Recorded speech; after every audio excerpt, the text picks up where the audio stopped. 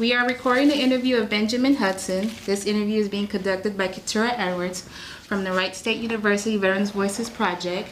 This interview is being recorded at Wright State University and the Veterans Military Center. It is October 22nd, 2017. It is 3:38 p.m. Alrighty. First question is, when and where were you born? I was born in Dayton, Ohio, currently where I reside as well.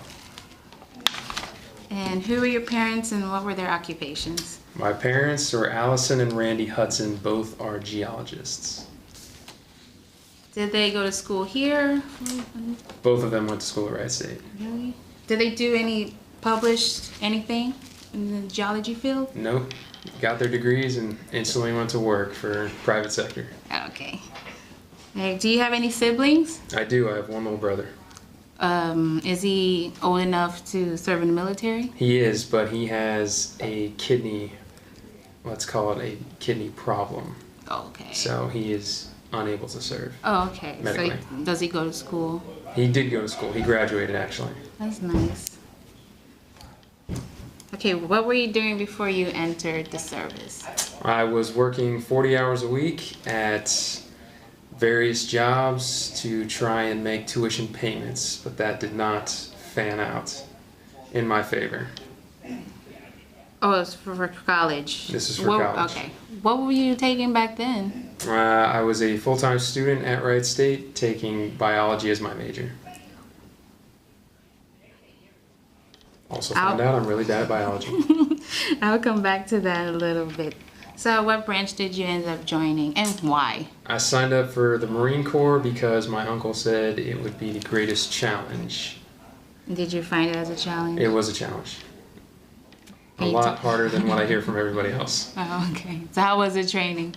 The training was intense. It was definitely, you go from 0 to 100 in the first 5 minutes of being there at Paris Island. And then for the rest of my career, it was nothing but go, go, go all the time. My question is, do they yell at you while you're getting off the bus or at the airport? Just when they start yelling? They yell at you from the time that they see you to the time that you leave the Marine Corps. Oh. So, did you guys shoot any guns while in training, by the way? Absolutely. We started out with the M16, solid buttstock, shooting at the 2, 3, and 500 yard lines. Various exercises, various positions, kneeling, standing, and prone. Along with combat training, where you also experience the grenade launcher and the 240 Bravo. And so were you in infantry or did you pick your job? I chose my MOS. I scored high enough on the ASVAB prior to going in that I got to pick whatever I wanted, so I chose a jet mechanic. However, later on is when they decide which jet you're going to be working on. So do you recall any of your instructors back in boot camp? Yes, all of them, by name. Is anything memorable about any of them? One of them, Sergeant McGovern, who was the newest DI of our platoon, was an air winger as well. He worked on helos and was the only one to give me an honest opinion of how the air wing was, and he was completely accurate in his description. While the other DIs were all grunts and were just like, oh, here we go, another air winger, Mr. Skate Central. Okay, so I'm just going to assume that you had training to do the mechanic. So how was that? It was unreliable and not very useful. The schooling was nothing but practical. The schooling was supposed to be a practical application and understanding of the jet and its systems before you got to the actual fleet. However, it was more like show up to class, pass this test, go home. Okay. So what is this fleet?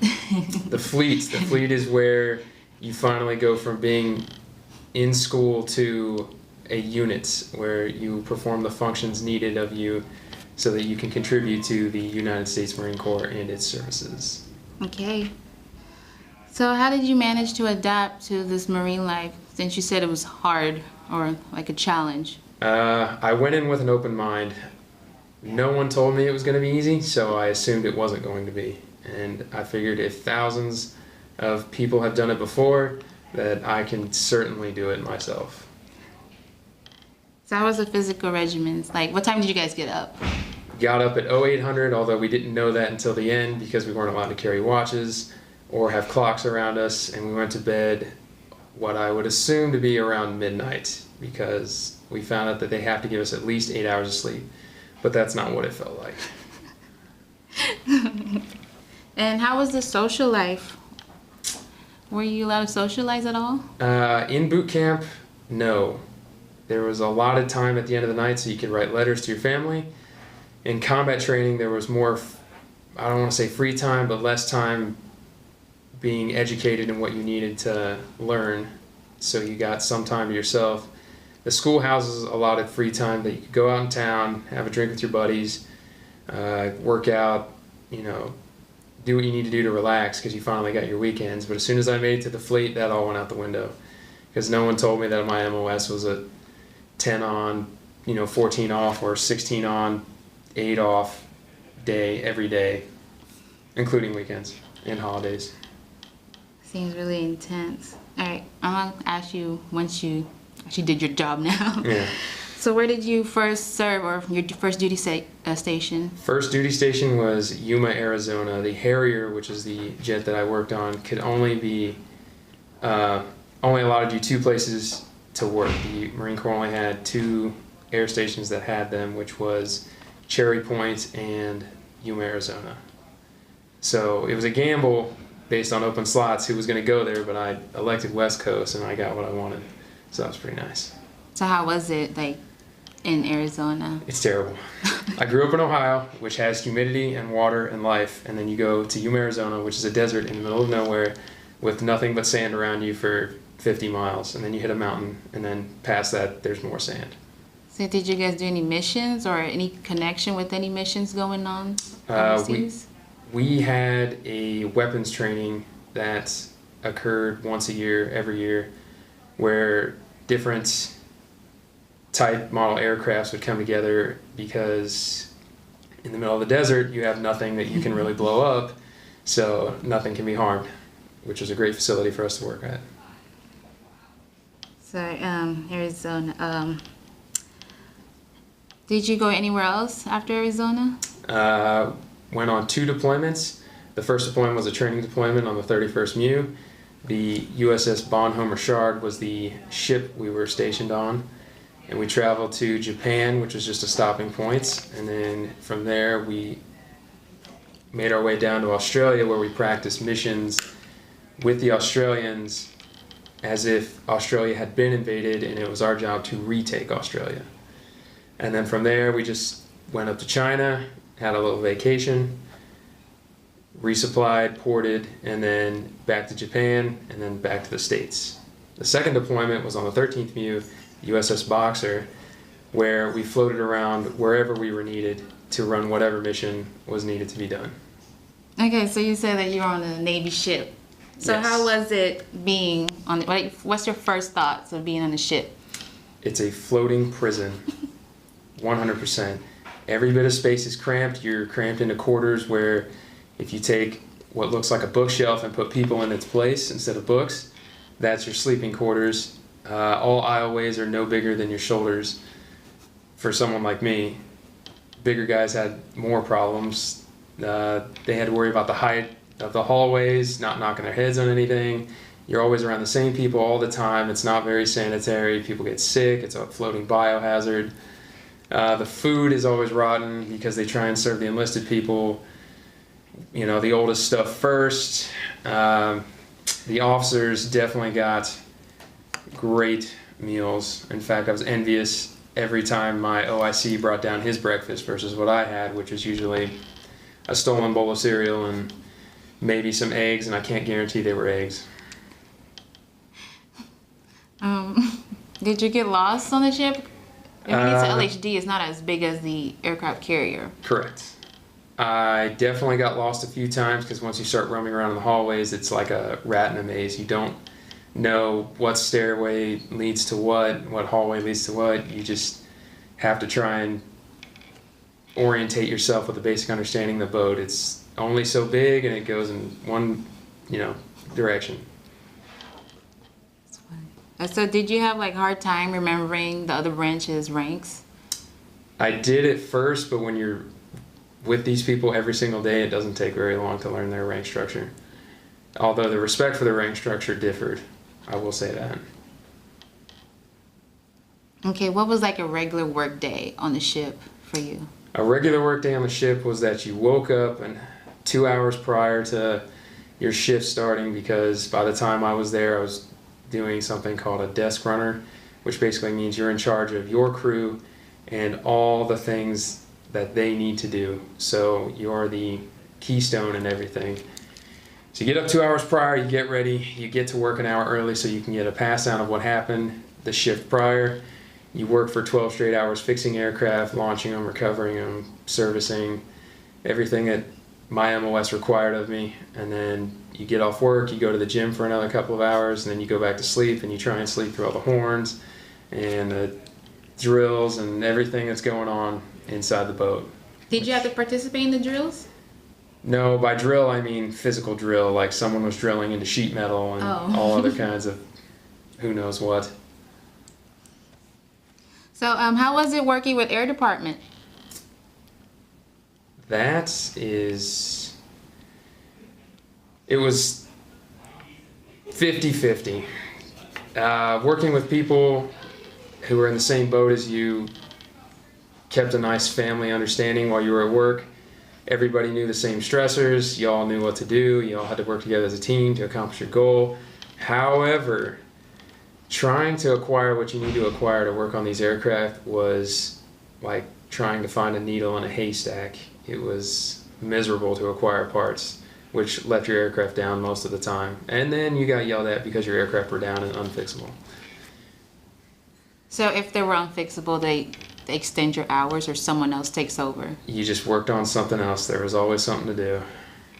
That's when you start stripping one aircraft down for parts to up another aircraft. Oh, you guys are allowed to do that? Oh yeah. It was known as the canny bitch. Okay. Were you ever on like workups? Do you know what that is? How was that? Workups were, at first you thought it was going to be fun because you'd never been on a boat before, but then you get out there and realize what you had to do, and you thought this is going to be a miserable 7 months. And then you get on the boat and realize that the quarters you stayed in were the officers' quarters and not the bookshelf style living space that you get stuck into. It's called a coffin rack. Yeah, and it sucks. That's what it feels like when you wake up in the middle of the night and knock your head on the rack above you. Okay. So have you been in combat? Even though you're a maintainer, did they ever send you to combat? Our unit got deployed to combat. However, I personally did not experience any combat myself. Did you see any casualties? Only what videos we were allowed to see. Essentially, every mission, the Harriers would go up, 2 of them, each with a T-pod, which is a laser pod. It would record what's going on, allows them their targeting data, and they did what they needed to do, which was drop 500-pound bombs on the enemy and their gear. So, another question, like, did you get along with the Osprey guys? We did. In fact, we made fun of them continuously because the Ospreys are complicated machines that don't like to stay in active duty very long. They spent most of their time fixing them versus flying them. Their flying to maintenance ratio was astronomically bad. Okay, another question. Since you've been deployed twice, right? Yes. And did you ever get to participate in shellback? I did not. The Navy thought there'd be too many whiners and that we'd cry hazing or something ridiculous. So they wouldn't let any of the Marines participate. Right. even though I wanted to. Can you describe what shellback is? Shellback is essentially the first time you cross the equator, you go through this ceremony. It's more like a festival on the boat, and it's to anoint you that you are now this shellback, that you've done the deed and have crossed the equator, that you've been somewhere. Okay, well, I'm gonna try to get back to like where you said you were training in Australia. Okay. So how was that? Like, can you walk us through the process of that? Essentially, all it was for us was that the night crew would get the flight schedule for the day prior, because the boat had to prep for the missions that were going to happen the next day. The night crew would up as many jets as they needed or get them flight ready. And then the day crew would come in, launch the aircraft, work on what they could until the aircraft got back. As soon as they came back, they chained them down, made sure they didn't go anywhere, and service them as needed for either future flights or for the next day. And then for us, that was every single day. Alrighty. And you said that you were on the USS Boxer. I can't remember the LHD number on that one. Is it 4? LHD 4. Okay. How was deployment wise? Deployment was rigorous. It followed the same 12 on, 12 off schedule. We did get a break one time when we started doing missions in Qatar, where for 30 days we got land-based, which was awesome. And each day after day, 2 birds went out, was strapped down with so many bombs, and they either came back slick or came back with a full load, which means we did what we needed to do, or we weren't needed for anything, and we prepped for the next flights. Did you get to go anywhere else, like Liberty? Oh, Liberty-wise, we got to go to China, Japan, Oman, Dubai, the Philippines, Singapore. There were a couple others, but I can't remember off the top of my head. You were allowed to go to the Philippines during that time? Yep. Even after what happened? Yep. Okay. You mind telling me what happened? I don't know what you mean by what happened. I think one of the Marines murdered someone, and they put like a seize on like any Americans going to the Philippines during that time. Oh, well. And that was right before I we got were good out. to go. Okay, next question. So how was China? China was interesting. It's just like you would see in a movie. It's tall buildings. Everything seems kind of cramped. The people were not as accepting as you might think. I remember one time our group tried to get a taxi. However, each one we walked up to kept telling us no, shaking their head at us. So we ended up having to walk back to the boats. The food, though, was great. It was really inexpensive. There were salesmen on every corner that would follow you trying to sell you cheap suits. So that was annoying. So did you manage to like befriend or create camaraderie with the Navy people on the ship? Absolutely. You had to build some sort of camaraderie because nobody wants to work with a guy that they hate. Did anyone stick out from that ship? No. Do you have like a specific memory with them? No. Oh, okay. It was pretty much just, oh, hey, buddy. Got along at work, and then once work was over, you're like, see you later. Okay. How did you stay in touch with family and friends back home? We did have internet access. Usually you used some sort of social media, but you were limited on what you were allowed to say because you couldn't divulge where you were going or what you were doing. However, the internet access was restricted. There were several times where we'd go on what's called a bent pipe rule, where only personnel that were deemed access to the internet could use it. So pretty much any time we were going to run operations, usually a week or two prior to that to a week or two after that, we weren't allowed to have any contact with any outside source. Did you guys have any like man overboard incidents? We had man overboard drills. The worst that we had was somebody was towing an aircraft and was a wing walker, which means they were walking next to the aircraft on the wingtip to make sure it did not run into anything, and they fell off the side. However, there's netting on the side, but they also landed on the railing that holds up the netting and broke their arm. It's a good thing they was there. Yeah. Okay, so what did you do for recreation when you were off duty? When I was off duty, I went to the gym. Other than that, there wasn't really anything that we could do. If you had some sort of tablet device or videos or movies or TV shows that were pre-recorded, you could watch those, but there wasn't enough internet access to download anything or, search any fun things. Plus, work only had one computer, so that was used by maintenance control. So was there like a time limit to who can go, or was this first there? Oh, it was work-related only, so you weren't even allowed to touch it unless you were doing something that was work-related. Alrighty, so when you got back from deployment, like what did you do? As soon as I got back from deployment, the first thing I did was figure out what room I lived in, because I lived in the barracks since I was single my entire enlistment. I full field dated because I didn't know who was living there prior to me living there. I went to the gym and I ate a killer meal, whatever I felt like eating. Usually in Yuma, Arizona, you hit up the taco stands because you get some real tacos there. Oh, so good. Sorry. So,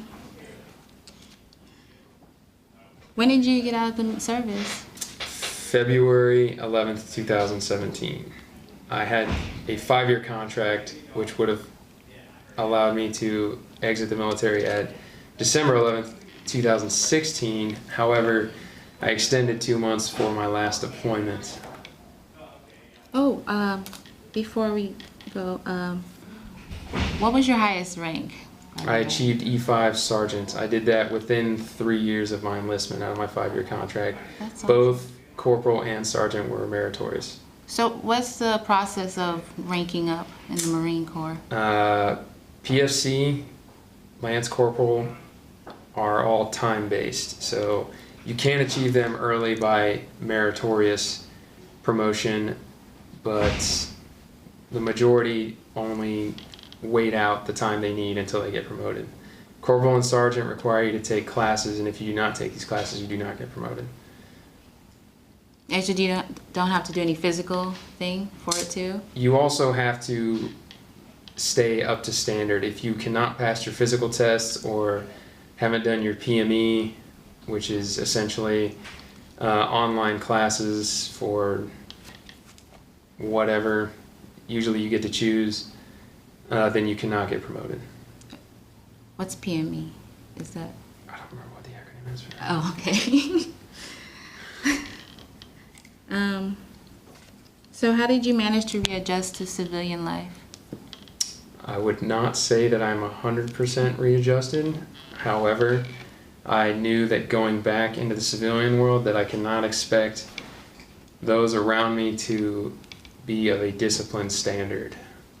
So I had to take that into account, and anytime there is no need for me to intervene, I try to avoid intervening. Yeah, I know the Marine Corps is very disciplined. So what do you do? What are you doing now as a civilian? As soon as I got out, I knew that, without money, a continuous cash flow, that I'd have trouble getting by, so I got a job at a gym as a trainer. I was also working concrete until school started in the fall, which now I'm attending Wright State University as a mechanical engineer major. So in your first year here? I'm in my first year here. This isn't the first time that I've been here.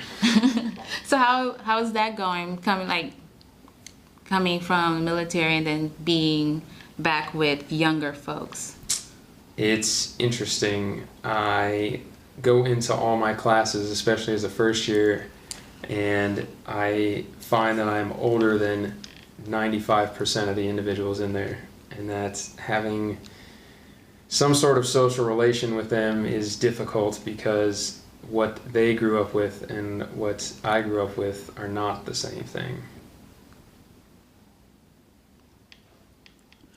So, are you a member of any veterans organizations? I am not currently. So this is just like a broad question. Go Like, for it. how have your wartime experience affect your life? It definitely showed me the true side of the world, that what people see in the media and what you experience actually traveling the world are nothing alike in any way, shape, or form. You get to experience both the good and the bad, and it humbles you to what you live when you come back home and how good everything is, which is why I wake up happy every day. You go to the gym every day? And I get to go to the gym every day and eat what I want. It's actually really great. I love it. So what are some of the life lessons you learned from the military? A deep appreciation of everything that I have, including how happy you can be with what little that you have. That's a good lesson. Okay, how has your military service impacted your feelings about war and the military in general? Humanity as a whole has been at war since it's been around. I knew going in that I would either be taking part in essentially murder, because it's one human killing another, or an accessory, which I was.